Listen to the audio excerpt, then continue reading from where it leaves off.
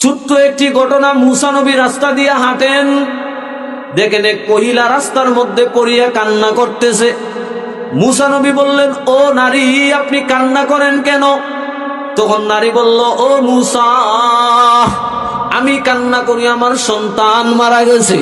মুসা নবী আবার জিজ্ঞাসা করলেন, সন্তানের বয়স কত?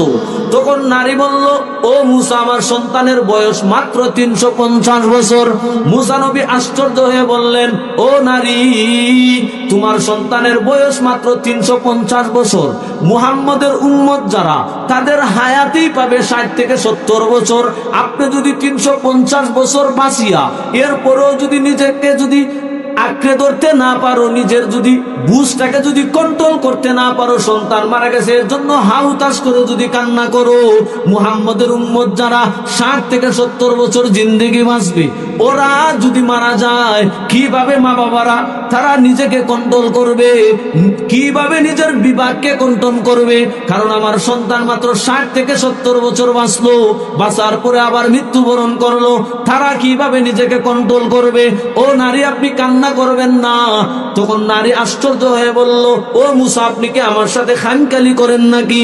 না না, ও আম্মা জান, আমি আপনার সাথে কোনো ধরনের খামখেয়ালি করতাম না, কারণ আপনাকে আমি বুঝাইতে বলতেছি। ও আম্মা জান, মুহাম্মদের উম্মত যারা, তারার তো 60 থেকে 70 বছর মাত্র জিন্দেগি, ওই জিন্দেগির ভিতরে তারা সবকিছু হবে। তখন ওই আম্মাজান জিজ্ঞেস করলো, ও মুসা, 60 থেকে 70 বছর যেন বাঁচবে, ওই 60 থেকে 70 বছরের আমলে তারা কি জান্নাত পেয়ে যাবেনি? মুসা নবী বললেন, হ্যাঁ। তখন আবার বললেন, ও মুসা, 60 থেকে 70 বছরের ভিতরে তারা কি বিয়ে শাদী করবেনি? তখন মুসা বললেন, হ্যাঁ, তাও করবে। আবার নারী বললেন, 60 থেকে 70 বছরের ভিতরে তারা কি বিয়ে শাদী করিয়া বাচ্চা কাচ্চা হবেনি? আবার মুসা নবী বললেন, হ্যাঁ, তাও হবে।